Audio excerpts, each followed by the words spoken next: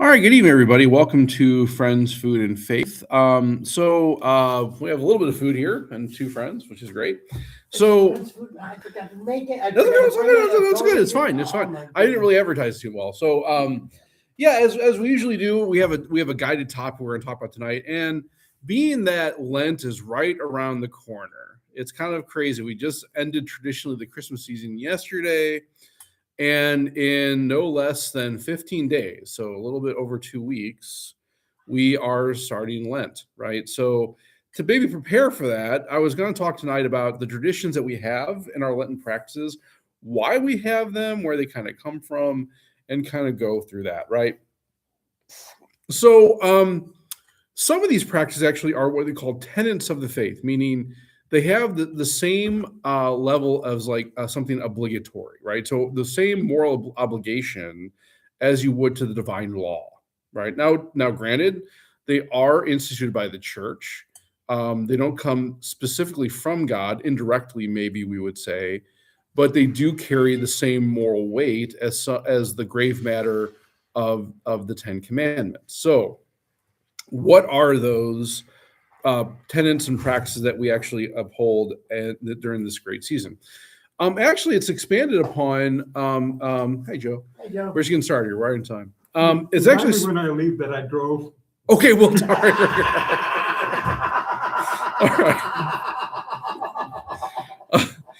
Actually, that's. I don't know why that reminds me. Why don't we start with a prayer? So, Father, Son, Holy Spirit, Amen.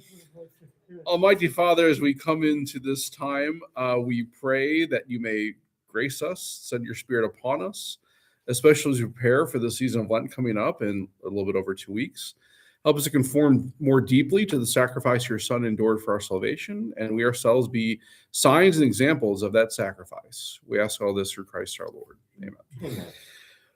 So so a lot of this comes from the aspects of things that maybe are misunderstood as being omitted or remitted, but actually aren't. So for instance, before Second Vatican Council, there was a practice that was common through all time since the beginning of the church of this kind of great reverence for the Friday, right? So Friday, when we think like liturgical time, the week is kind of a microcosm of this passion, death, and resurrection of Jesus, right? Every day of the week, we kind of commemorate this aspect of Holy Week, right? Thursdays, for instance, it would be very common to kind of like remember the Last Supper and even the rest of Jesus, right? This kind of entering into his passion. Friday, then, of course, is always a commemoration of Jesus' death. And so, in that same regard, as he gave the ultimate sacrifice for us, we are called on those days to sacrifice as well. Sacrifice for him or for others. And the most common way this was done, especially very early in the church, all the way up to now, was to abstain from meat. Now, what the church has allowed since Vatican II is to eat meat on Fridays, provided you do some other form of penance. What is that penance? The church does not say, right? So in other words, it's up to your individual conscience, your individual intellect, to determine what that may be for you. And so in that regard, there could be legion of things that we can do as penance on Friday and still say, you know what, I'm going to have a cheeseburger today. Fine. Or a steak. Fine. Right? Now, also, too, even if you do some other form of penance, you can still give up meat, right? That's okay to do, right?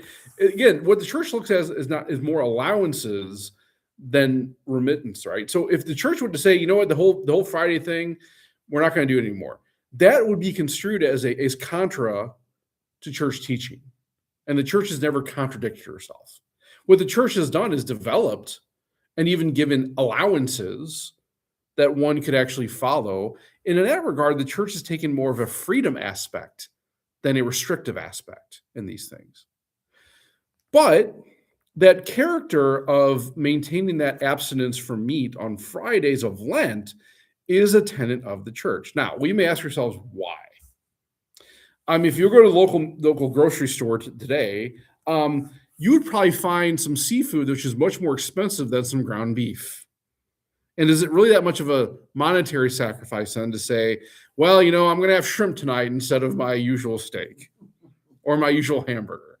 Well, maybe not, right? But we have to understand the tradition and where these things come from, because up until very recently in our modern times, meat has always been actually a delicacy, right? Only rich people could afford to have things like beef and pork. And if we're very early Jewish people, pork was even off the menu completely too, right? And what a tragedy that was, right? But these things like what we talk about, like veal, these are like, cattle, that was something only rich people could afford. And so your common person, your common everyday pleb, so to speak, wouldn't be able to afford meat. Probably even on a holiday wouldn't be able to do that. So what the church said, it's nice that we actually find some commonality, right? We actually become one body in our daily practice. And maybe the way we do that is, hey, instead of actually, having meat, we kind of refrain from those things, no matter what state of life we find ourselves, and maybe have more of a common meal, which would be something like fish. Because fish, throughout all of history, was something that anyone could obtain. If you had a pole and a worm, you could catch a fish, right? Most people. Most people, right. Most civilizations were near a port or a river, or correct. you needed water to survive. So fish was always to be determined like more of a common meal, and something that people could really, everyone could partake in, right? Everyone could have, everyone could afford. So in that regard, it was really a way of kind of finding that balance and that equality among all people. And maybe you could say, well, for common people, is it really much of a sacrifice? Well, maybe not, but there was this kind of at least understanding of like, in God's eyes, we're all equal. And that's kind of what it's kind of pointing to, is that God looks at us as all his children, if not his creation. And so in that regard, we can at least find some commonality amongst ourselves, say we're all equal, at least on Fridays. Wouldn't that be great as Catholics, is if we saw the phones today as meat yesterday? All these families would just say, hey, let's not use our phones. Yeah, I mean, so again, abstain from the phone. Right? Yeah, so in other words, so that maybe gets to the next tenet we're going to get at in a minute.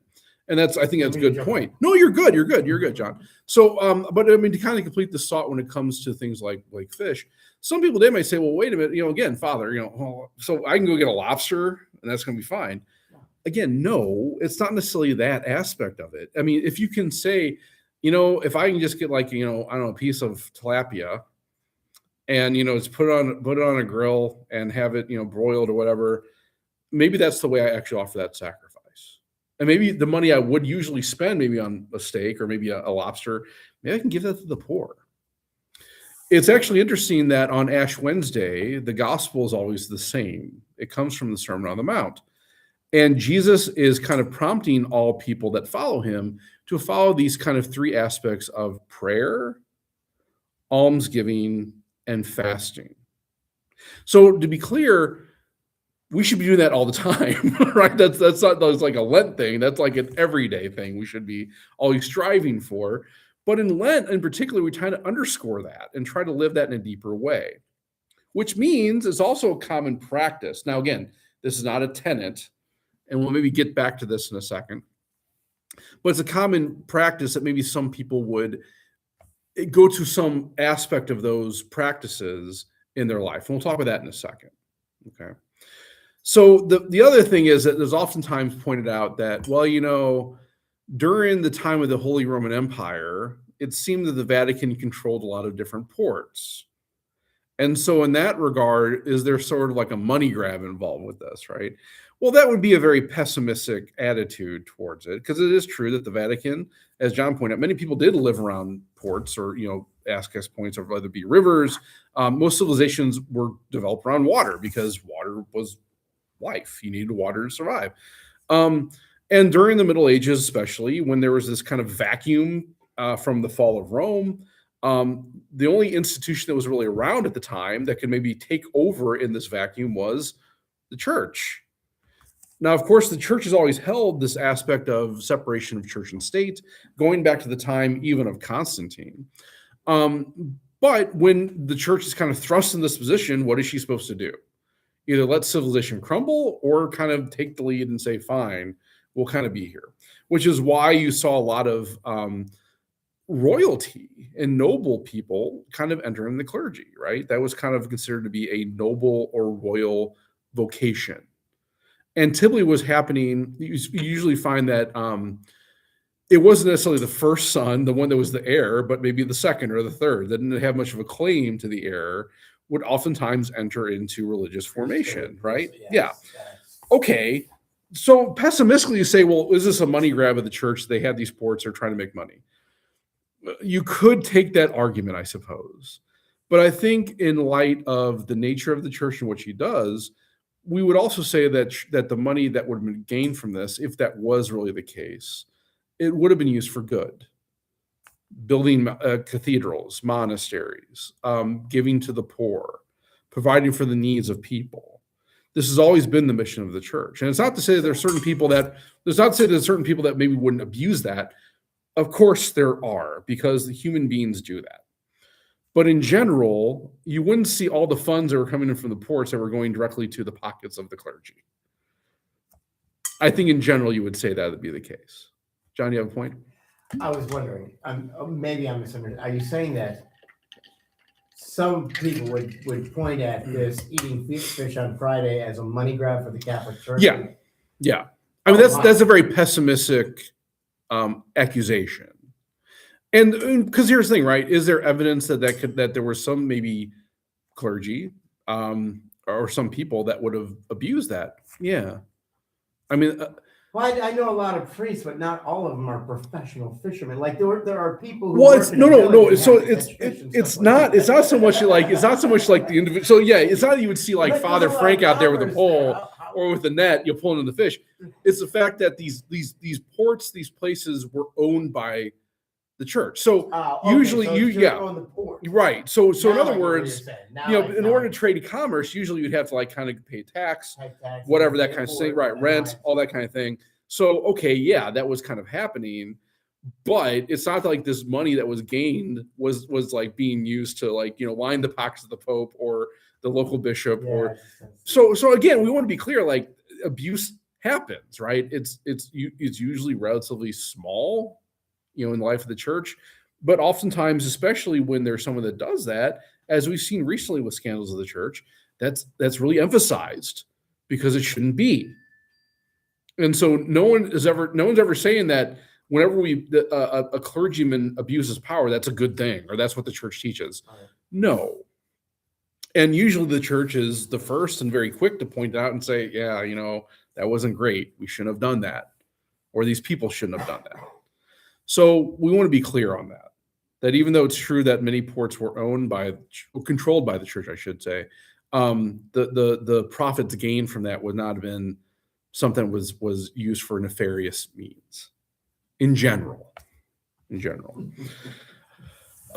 So that leads then to another tenet of the church. So when we're talking about prayer, almsgiving, and fasting, there are particular days on the calendar that we're called to do that, and they just so happen to coincide with this season of Lent.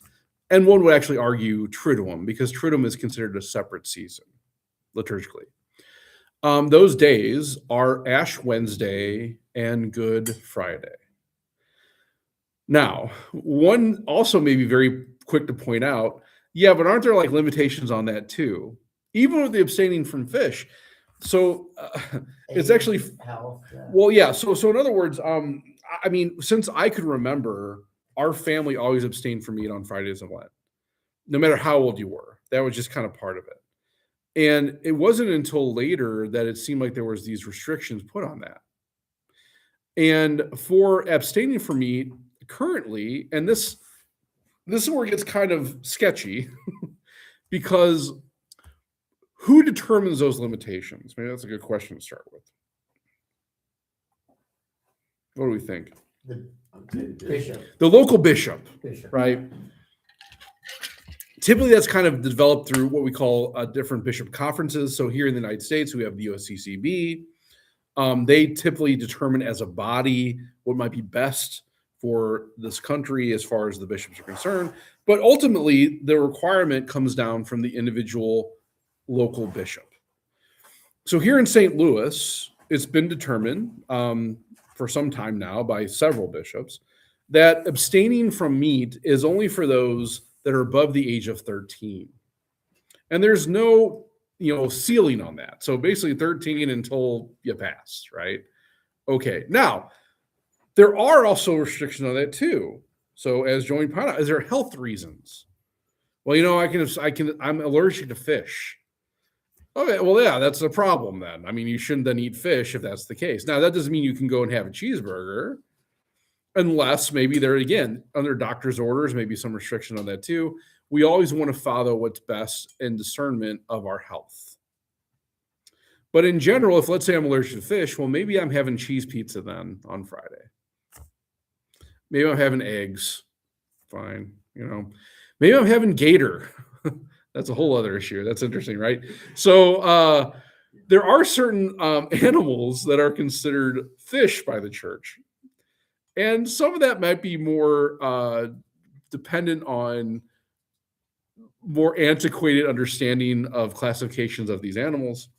So we have to understand that usually when the church is universal, it's gone all over the world.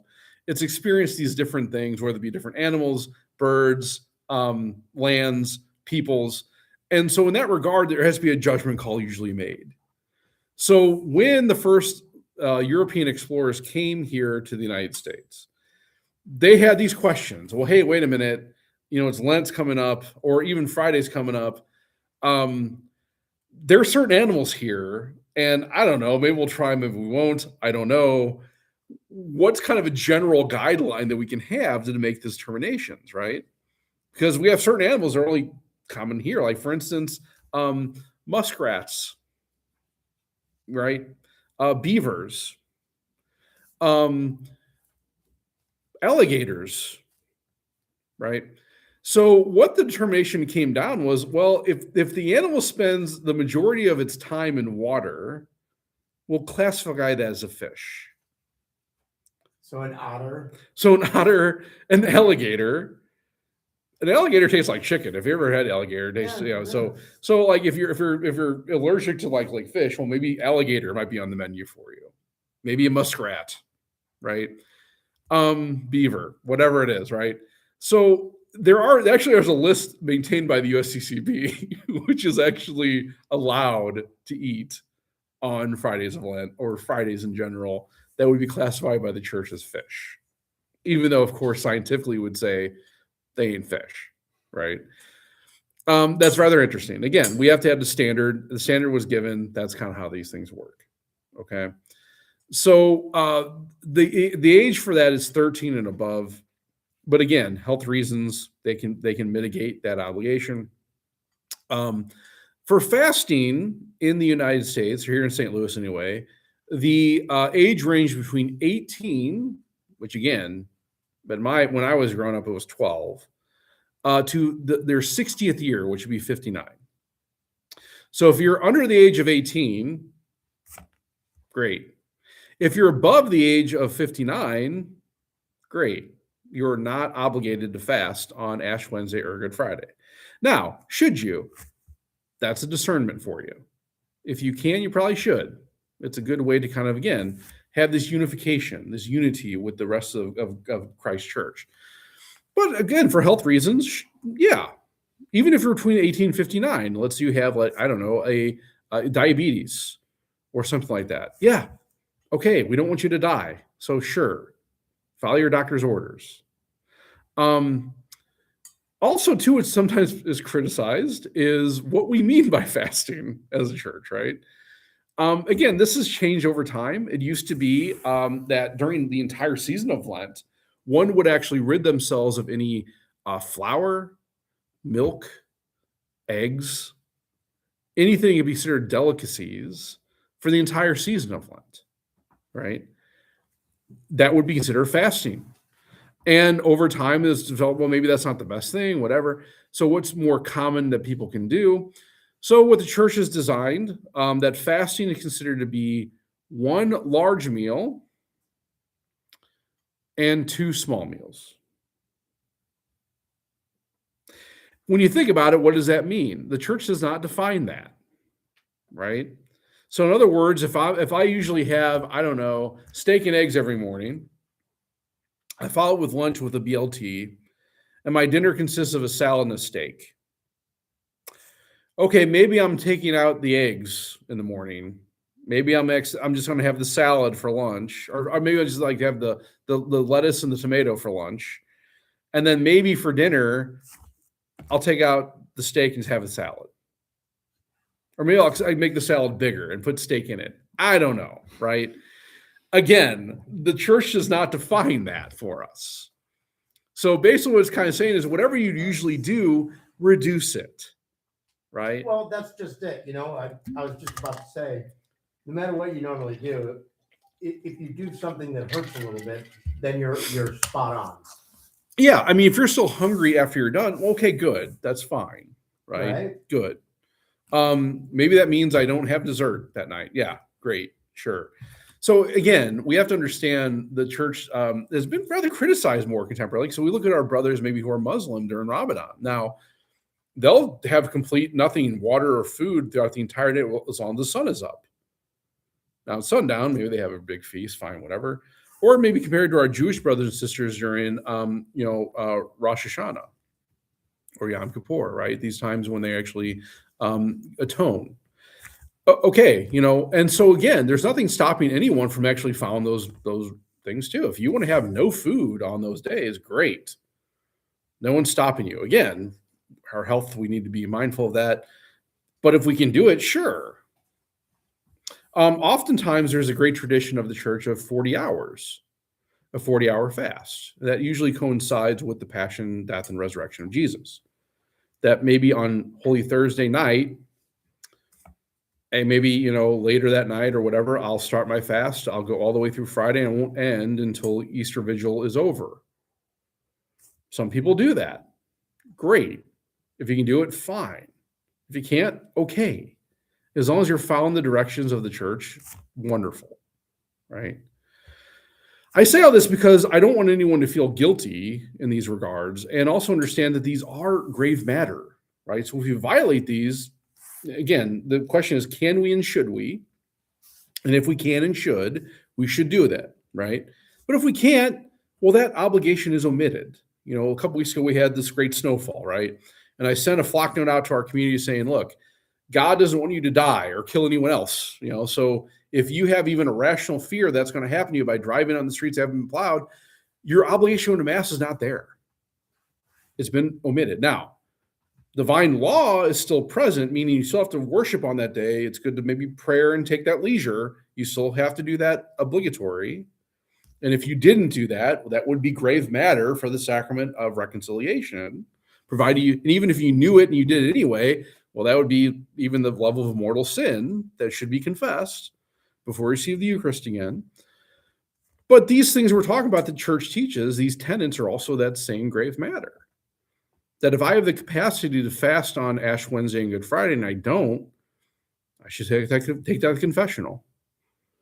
Or, if I have the capacity and also the wherewithal to give up meat on Fridays of Lent, I should do that. Now, some may ask, well, Father, we were driving to school, and the guy that drove me, he dropped off at McDonald's, and we all got sausage egg McMuffins. And as I was taking the bite, I got halfway through, and oh, wait a minute, it's Friday. Of course, the question is, well, can I eat the rest of it? First off, right? And secondly, have I committed a sin? Well, okay. For the first question, if you can save it for later, probably you should. But also, if it's going to go to waste, okay. Maybe you take the rest of the day, though, and not eat any more meat. Or maybe what you can do is transfer that to Saturday, right? Maybe Saturday I'll just abstain from meat, even though because I ate on Friday, right? Or take another day of the week. Fine. Have you committed a sin? Well, again, the church teaches that's grave matter. That certainly wouldn't be a mortal sin because you had no consciousness of it and you didn't do it anyway, right? But I mean, I would always advise when it comes to the moral life, it's best to take to the confessional than not. Mhm.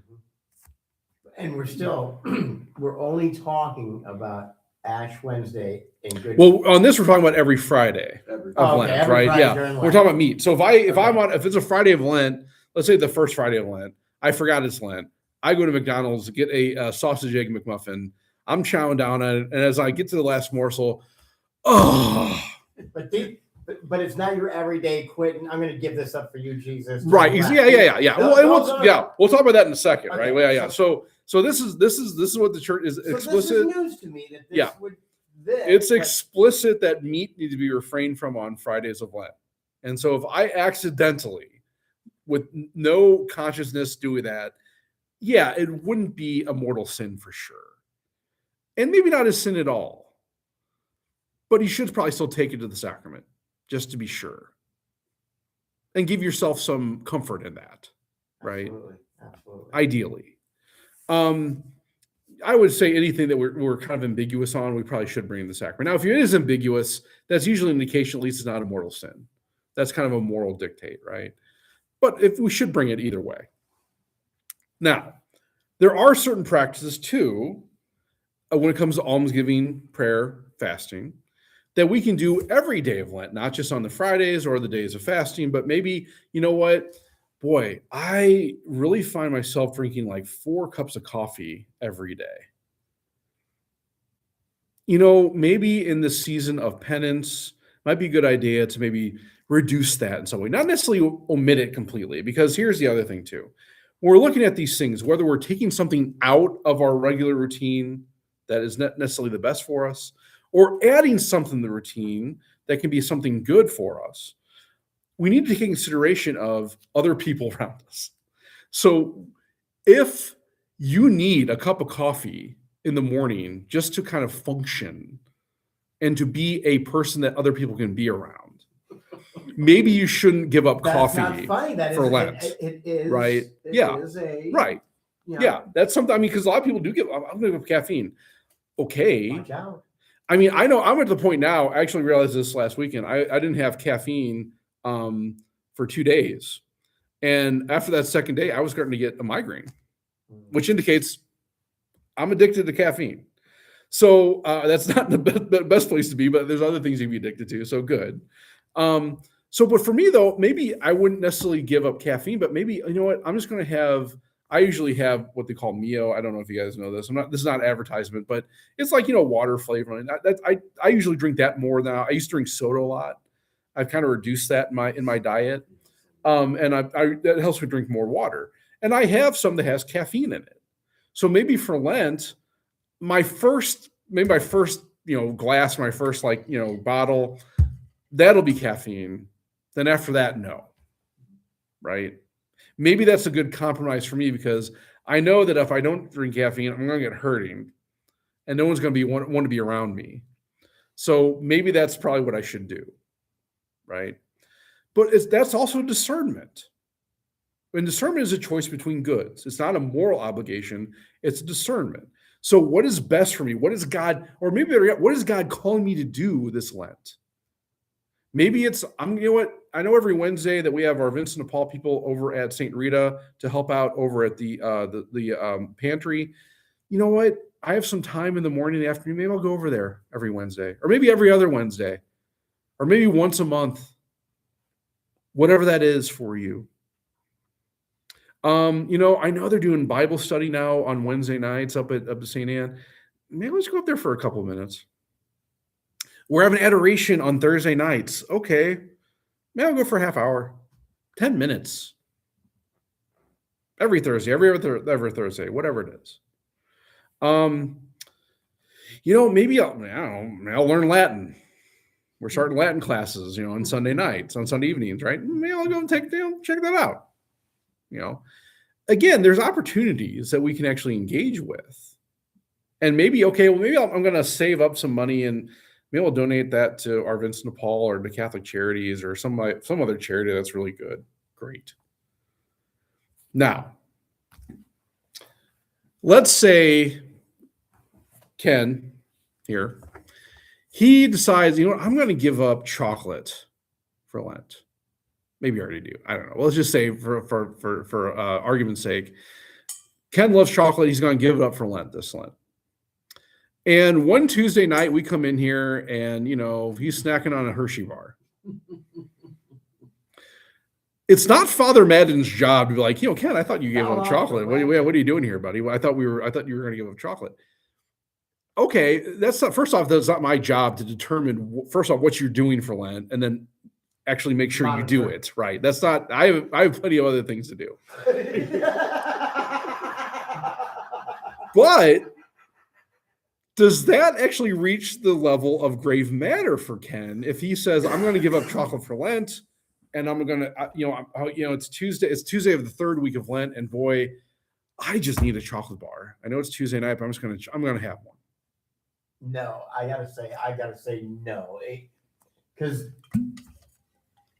Ken, although he's a great man and I love him, his voice isn't God. So if he breaks his promise to God, God just planned on that anyways, right? Am I saying it wrong? No, I think there's something right there. I mean, so here's the thing. Now the question may be, did I make an oath in that regard? Oh. And so by making an oath, did I break that oath? Because an oath is a promise that we make to God, right? Or a vow, that could be something similar too. And I'd vow during Lent, I'm never going to do that. I wouldn't know that personally. Only Ken would know that, and God would know that. So when it comes to that, as far as the matter for the sacrament, there's well, did you actually make a promise to God in that? Or is this something that you're the arbiter of? Meaning, who gets to decide what the terms of that actually is? Well, Ken would be. Yeah. And so maybe Ken would say, you know what? I'm going to give up chocolate during Lent, except for that Tuesday of the third week. Or except for Tuesdays in general. You know, Tuesdays, I just have a hankering for it. Every other day of the week for Lent, I'm going to give it up. But for Tuesdays, fine. Yeah. There's nothing moral in that issue because you're the arbiter of that. You get to determine if that actually is a vow to God or if that's actually something I'm trying to uphold and what those limitations or what those boundaries are. That's up to you. So if I say I'm going to quit eating chocolate for Lent, and at the end of Lent, I've eaten like 7 chocolate bars. Yeah. I know that I'm worthless. Right. You know, right? So, not worthless, but yeah, right. Yeah. You know, when God's looking at me, he's like, oh, sure. Right. Well, that's why I think it's good to have this discussion beforehand because this should be discernment before you get to Ash Wednesday. It shouldn't be like Fat Tuesday night and be like, oh, what am I going to do tomorrow? What am I going to do? Yeah. Right? We should be thinking about this ahead of time. And discern well, like, okay, well, you know, I probably could give up chocolate, but I know there's going to be some breaks in between there. Maybe I can factor that in. Maybe not Friday, because Friday is probably, you know, but Thursday, Tuesday, or Sunday. Well, now. But Sundays are. Well, hold on now. So we haven't talked about this yet, right? So we already are Sundays counted in Lent? No. How many days of Lent is there? 40. In the season, there's 46. 46. But we actually celebrate or we commemorate 40. Well, where do those extra 6 come in? The Sundays, Ash Wednesday, right? So Sundays are in Lent. They're not of Lent. Sundays are always a celebration of the Lord's Day. It's always a celebration of the Lord's resurrection. So the church has always had this understanding that we fast on fast days and feast on feast days. And if every Sunday is, by definition, a feast day, a celebration, we can't fast on those days. Or we maybe shouldn't. Yeah. And so in that regard, maybe I'll say, you know, but even in that regard, I'll say, well, Sundays are everything goes fine. But maybe I'll give myself another day, maybe on Wednesday or Tuesday or something. Okay, that's up to you. Because I'm so weak, right? In my chocolate but again, it's not necessarily the fact that I recognize my weakness. It's like, okay, I'm still offering this up in that regard. Joe, a few times I've given up dessert, except on social occasions. Okay, yeah. It's kind of puts the other people in a spot Yeah. if you're not. Yeah. deserving. I think that's really, I think that's I really see good. that. Yeah, I mean, because like you can say like, well, I've been invited to this event. They've gone through all the hospitality and the trouble of making these things. It might be kind of considered rude if I don't. And plus, I if think say that's I'm not. Maybe they'll be like, "Well, I should have done something." right. Yeah, right. Yeah. I mean, so you can make them feel uncomfortable that way. I think that's a really great approach there, Joe. I think that's actually good to recognize. So, I mean, yeah, we can always make those exceptions. That's fine. That's up to you. I was That's in a up to house you. delivering furniture once, and this lady, she gave up cream and sugar in her coffee. Okay, It's yeah. like I wasn't gonna give her coffee, but I gave up the cream and the sugar, so I'm just drinking it black. And I think it was show that these things can be anything. I mean, also it could be nothing. I mean, there's no obligation to do these things, right? I mean, it's also very interesting too that some people, well, I know it was put in the bulletin last week, but that'll be clarified this week. Ash Wednesday is not a holy day of obligation. It is not obligatory to go to Mass on Ash Wednesday or even receive ashes on Ash Wednesday. Now, it just so happens most people do. Okay, but it's not required. And so in that regard, hey, if you miss Mass on Wednesday, okay, don't worry about it. Also, which took me actually till I think it was like 16 or 17 to realize, Triduum actually is not obligatory either. So it just so happened that our family, we went to the Holy Thursday Mass, we went to Good Friday service, and we would go to the Easter Vigil every year.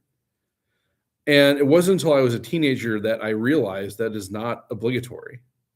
You have to go to Mass on Easter Sunday. Sundays always are obligatory, but the Triduum is not. Now, I'm appreciative that I did because there's a great beauty in those liturgies, and that's a continuous liturgy. It actually starts on Holy Thursday and goes all the way through the Vigil. Why do you think it's not? Why do you think it's not obligatory? Yeah. I think because the Sunday, I mean, some may argue it should be. And who determines that? The bishop, local bishops. So if Archbishop Yancey says, from here on out, they are, okay, fine. I don't think he'll do that though. I think because part of that is, does it give an undue burden to people? So not everyone gets off for Good Friday. Yeah. Right. Yeah. I mean, so it's like, well, if we're having Good Friday service at like noon or recommended usually 3 here at San Diego, we have a little later. Is it possible for everyone to go? Well, no. And so we're putting an undue burden on people by doing that. Yeah. And not only that, but also 4 days in a row, 3 days in a row, that might be a little excessive. No, I think there's a lot of people that do go, which great. That's awesome. I mean, I'll be there, so fine, whatever. But that's just kind of how that works, right? So I think every Catholic probably should at least once go to Triduum, just to experience it. Mm-hmm. And even I would say even go to the Chrism Mass. So the Chrism Mass is also a Lenten celebration that's usually done in the diocesan level. That's the day where the bishop actually blesses the oil that's going to be used throughout the year, and more primarily the chrism oil. So only a bishop can actually consecrate that oil. It's a perfumed oil that's usually infused with balsam or some other perfume. It's blessed by the bishop, and it's used as the matter for the sacrament of confirmation. It's used in the sacrament of baptism, as well as in the sacrament of holy orders to consecrate a priest's hands or a bishop's head.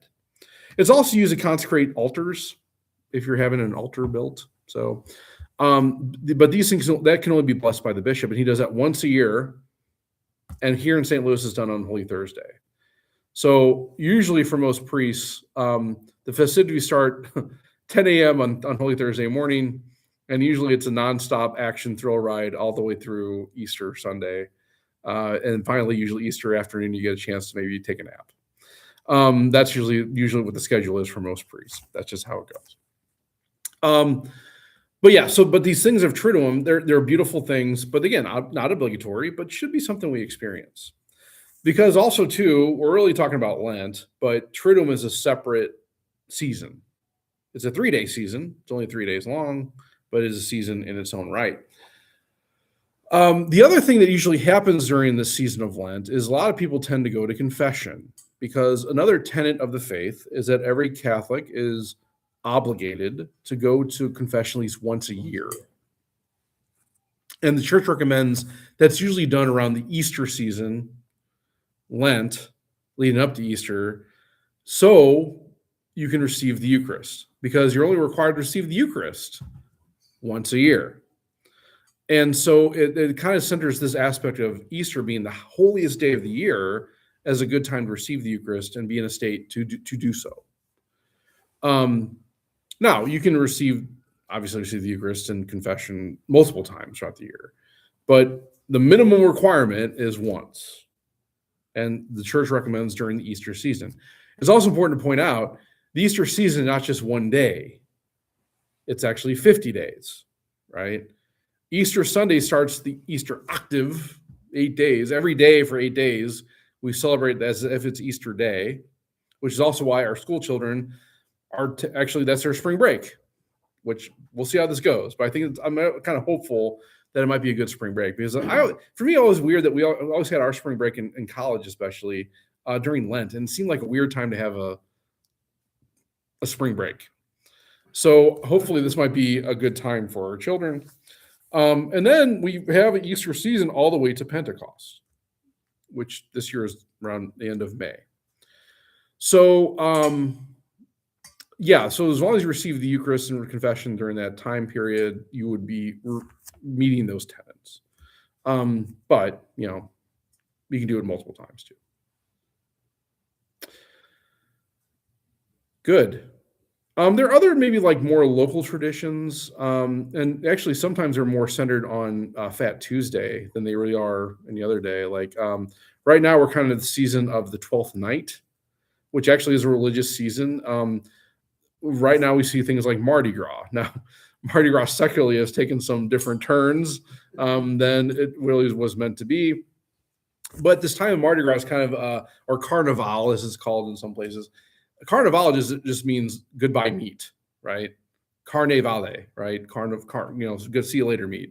It's a time of really celebration of kind of getting these last aspects of kind of enjoyment before we get into the season of kind of, sacrifice, right? I'll just admit, Lent is my favorite season. I really enjoy Lent. I don't know. I think when I was younger, probably Christmas was more enjoyable for me.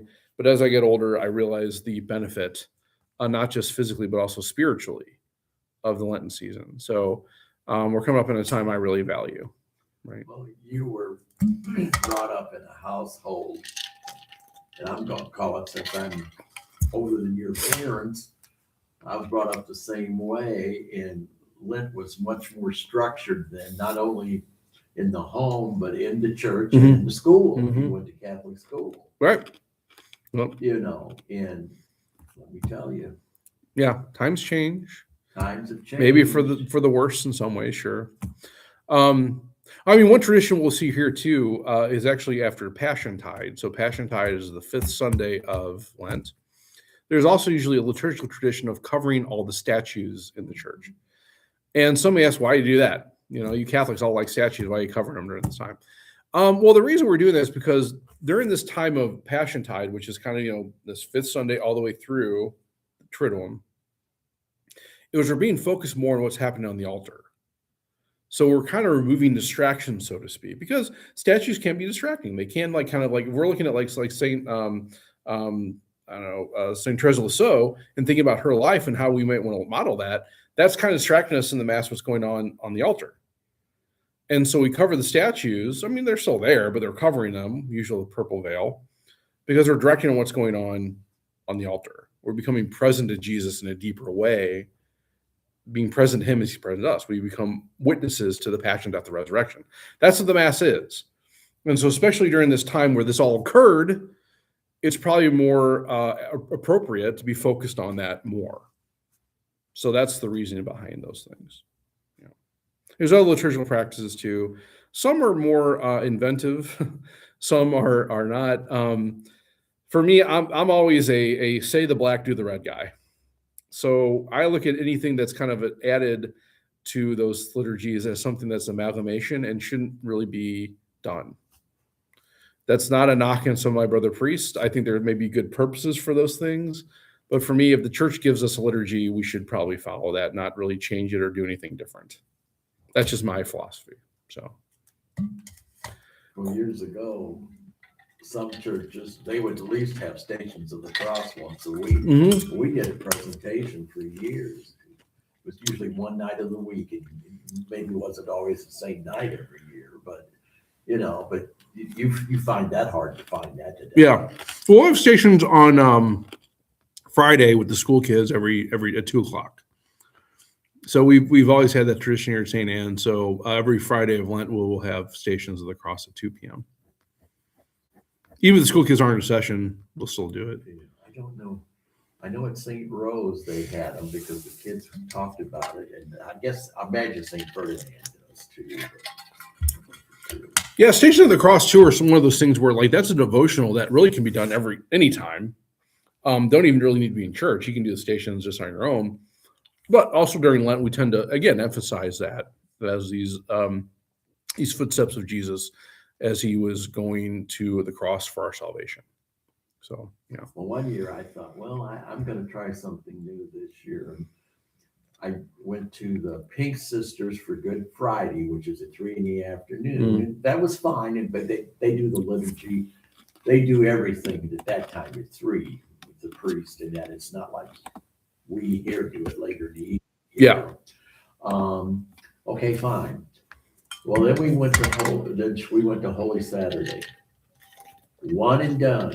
Oh my word. That was over 3 hours. Of course, they have no baptisms down there or anything like that. They had no baptism or confirmation. It was 3 hours. It was still 3 hours. That's pretty impressive. They did all readings. Well, sure. All 9 readings. Yeah. How long was the homily? I don't remember. God, this was years and years Boy. ago. I mean, usually you'd be, even with doing all the readings and let's say even like a 20-minute homily, maybe half an hour. Well, it seemed like it was 3 hours. I mean, yeah, but it's still, I mean, you would still probably be hard pressed to get like past 2 hours even with that. It was long. We both remember that because Cheryl said, looked at me and she says, never again. It was too long. It was. Well, we'll have 8 people entering the church. We have 3 baptisms and 6 confirmations. So it'll be maybe a little longer than we're used to here. We'll have more people at Holy Thursday, yeah. Hopefully, yeah. No, it's really encouraging. So hopefully it'll be good. As a matter of fact, this Sunday we have the rite of sending at the 11:00 mass. So we're gonna have them there and do the blessing, and then in 2 weeks we have the rite of election at the cathedral. So yeah, we have our candidates set. We have them all ready to go, and so here we're just marching closer and closer to Holy Saturday. Weren't a fair portion of the candidates there last Sunday? When there was the 12 people? No, no, there weren't actually. I think we had a couple. Actually, matter of fact, last Sunday we had the snowfall. Of the 13 that were there, I didn't know 7 of them. They were relatively new. My understanding is they oftentimes go to the oratory. And because of the snowfall, they came here because it was close to where they lived, which is great. We're happy to have them. But yeah, no, we only had about 36 people that weekend. And the 4 p.m. was the highest mass with 25. So we did pretty well. 8 o'clock had the lowest with 1. So that was more than I expected any of the masses. So really, that was really great. So it was fun. It was good. Well, good. Well, one thing that, and I did this all through the pandemic. I watch mass every day on the computer and that, But I would much rather be at church in person. And I think we've been kind of spoiled with this mass on the TV at times. And I know it's there's not as many out there to find as there used to be. Yeah. I mean, the technology can be a detriment and a help, right? So like when you have 10 inches of snow, it's a help because people can actually, engage at least that way, do the best they can. But also does it detract people from actually coming? Maybe, yeah, it's interesting. It's interesting. I like it because after mass, I can go home and I can watch more mass. I don't have to watch. That's good. The political. Yeah. junk. It's like I just put out another mass, and I think in the same way that laundry became and- sort of, I think, a practice for a lot of people. They would kind of like mass shop and kind of like find their favorite homilist, right? Like, oh, this guy has a good mass. So I mean, cool. I mean, so that gets people more engaged. That's good, I guess. I watched the cathedral a lot, and then I only know about this church because I've been there. And my cousin, she goes to St. Ambrose in Godfrey, Illinois, and I really like the priest there. He can really speak, and he just seems like a good guy. And Cool. And I watch those a lot, They have fish fries over there, so we made it a practice in our family. Once during Lent, I pick the day, and anybody that's even remotely related to us is invited to come. They can go if they want or not. But there's times we have a real good turnout, and again, we don't. It just depends. Yeah, that's another tradition that you usually find, especially here in our areas, the fish fries. And It's hard to find them anymore. really, because I think they're kind of all over the place now. Just here in St. Louis. I mean, we're having ours during March. We're having 3 in March here at St. Anne. I don't know. Sometimes they can be. It's great for community. I don't know how penitential they are usually. The only one in our area, and I'm talking about the St. John area, that I know of, and I'm also told it's under consideration, they may have to cancel it, is Holy Spirit. Oh, Because the person who used to be in charge that run it isn't doing it. oh, They can't find anybody to take it over. And they said if they can't, they won't have it. And that was Oh, a big interesting. moneymaker for them, because I've been there, and just to get it to bring home, you had to wait forever. yeah. We made some profit on it recently, but I think it traditionally hasn't really been a moneymaker for St. Anne. So yeah, I don't know. I mean, I think it's good for community. I think It's been definitely good for the community, because, Yeah. The last year we had them at Prez, I think we netted over profit at the end of the Lent was over 14,000. So we got it from the crowd. Yeah, we would do pretty well this past few years, but I imagine that'll still be the case. But yeah, I don't know. Sometimes it's interesting where the point of the fish fries is so you can actually maintain your obligation to refrain from meat. Well, I used to snicker at myself. These people come to these fish fries because I worked them at Prez Yeah. all the time, and they would come through. Well, I tell you one thing, they didn't give up desserts, Yeah, because right. Yeah. you'd see 2 or 3 desserts on their plate. Or alcohol, that's everything too, right? So Yes. yeah, again, we fish fries are fun. They're good times. They're good community builders. We appreciate that. So be discerning, though, what you're doing for Lent, right? So good. All right. Well, thanks for coming tonight. We will see everyone next week for Bother the Father. I believe next Tuesday also. No, that's another week. We're doing Ash Make from between 2:30 and 4:30 on the 17th. So we'll do that, and then we have Sacramental Prep, and then should be good to go. Awesome. All right. One year at presentation, they were having the fish fry. We'll see everyone next week. Father Evans came down to help. He goes over behind the serving